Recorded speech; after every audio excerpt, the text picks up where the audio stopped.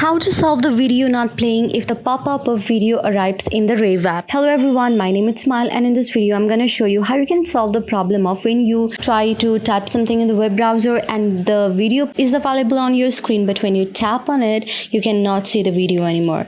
So for that you must need to install and update the Rave app for the very latest version, because the updation might also be the problem that the features like this is not visible. You can simply open your Rave app.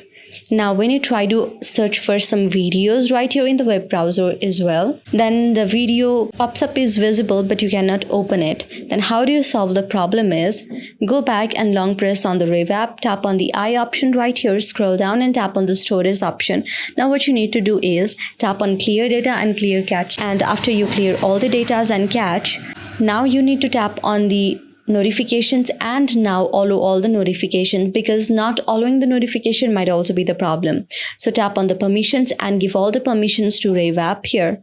Now set your Rave app to the default app here, and if it still does not work, then tap on the very application and uninstall it and then install it again, and this might solve your problem. So that's how you can solve this bug in the Rave app. I hope this video helped you. If you like the video, then please do hit the thumbs up and subscribe button, and also comment in the comment section below. Thank you for watching.